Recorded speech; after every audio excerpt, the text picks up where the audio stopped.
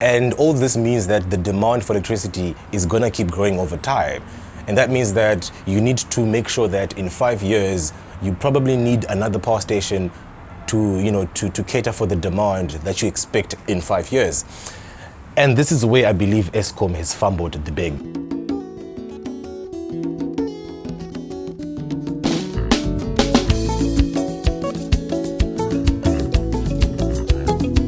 Electricity is a form of energy. It's the energy that is used to power your electronics, your TV, your Netflix, whatever you're watching this video on, anything electronic is powered by the energy we call electricity. Now, there are different ways of generating this energy. And one way of doing this is using an exercise bike. I'm sure, if you've been to the gym and you've used one of those fancier exercise bikes, you notice that in order to see the display, you have to be cycling. So as soon as you stop cycling, the display just disappears. Why? Because as you're cycling, you're generating energy that is going to be used to power the display. Okay, so let's say when you cycle, you generate 60 watts of power. Now, what in this case is the rate at which you generate energy, right? And what can also be used to refer to the rate at which you consume energy. So let's say you generate 60 watts when you're cycling. That means that you can plug in a 40-watt charger to charge your phone, because 40 watts is less than 60. Quick maths! However, let's say your friend comes along with his own 40-watt charger. You're gonna have a problem. The load on the bike is 80 watts because you've got two chargers which are each 40 watts. However, you're only able to generate 60 watts. Now, if you actually try to charge both phones at the same time, it's not going to work, and you might even damage electronics. Okay, I'm sure it's designed to protect against such incidences, but let's just say, you've got two 40-watt chargers, but you're only able to generate 60 watts. How do you solve this problem? Well, there's two different ways of doing it. One, you can either generate more power, so you can cycle faster, and two, you can generate 80 watts, and in that case, you'll be able to charge both phones at the same time. Or you can shed the load. When you shed the load, you take turns to charge the phone. So you're like, you know what? I'm gonna charge my phone for the next hour.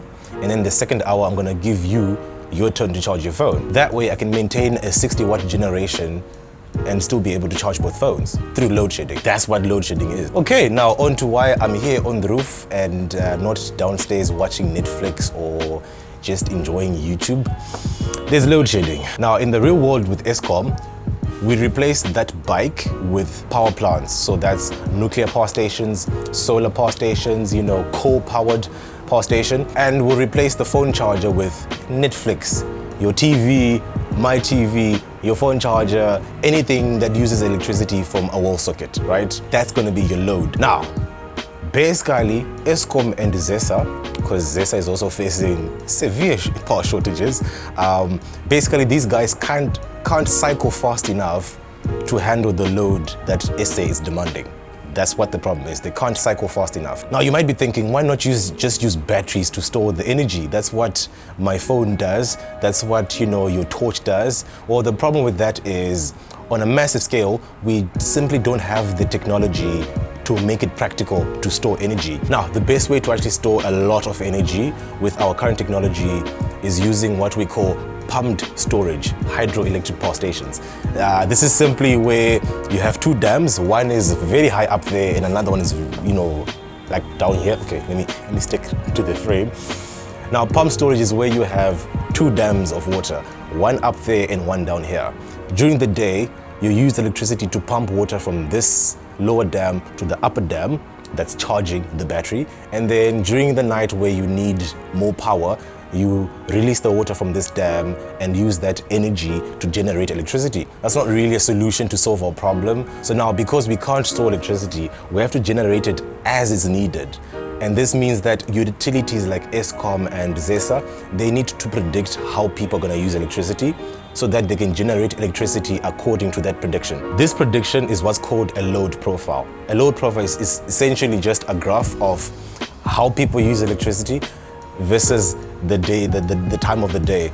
So in the mornings, when you wake up, you're gonna be using your stove to cook, you're gonna heat up some water for showering, the load will be high in the morning. But after you go to work, you're just going to be using your laptop most of the time, which doesn't consume that much electricity, so the load will be low. Now when you get back home from work, you're gonna want to cook, you're gonna wanna shower, watch Netflix, whatever. This is when the demand for electricity is at its highest, so Eskom needs to make sure that at this time they're generating enough power for everyone to be able to actually do things. Now it's obviously a lot more complicated than what I just mentioned. For example, in winter you're gonna consume on average more electricity than you would in summer, and there's some days when there's there are cold days in summer, all that kind of stuff. So these guys have to use some crazy math to do the predictions, statistics, weather forecast, all that kind of stuff. Now if you get these predictions wrong, you're gonna either lose a lot of power because you're generating too much power, or you're gonna be cutting people off because you're not generating enough power,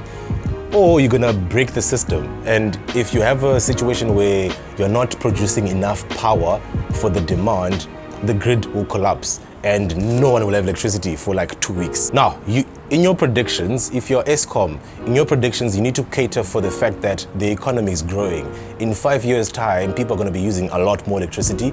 The population is growing, and all this means that the demand for electricity is going to keep growing over time.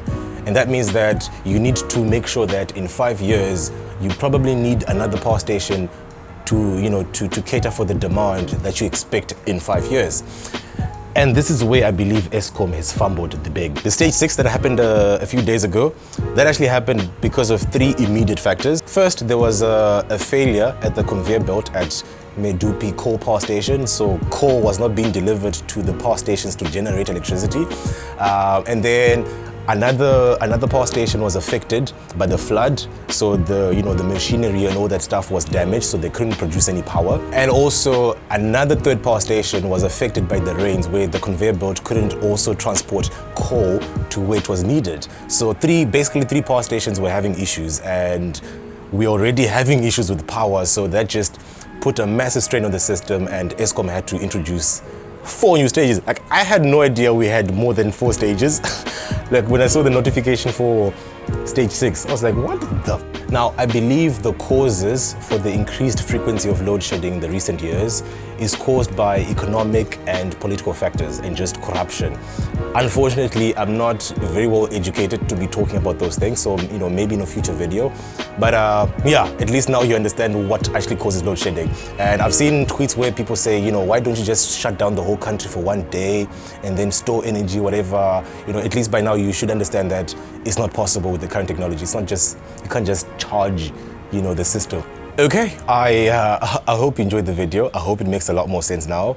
If you did enjoy the video, make sure to leave a comment, say hi to your boy, like the video, subscribe to my channel, and yeah, I'll be bringing more videos every week now that my camera has been replaced. Okay, you have a good day.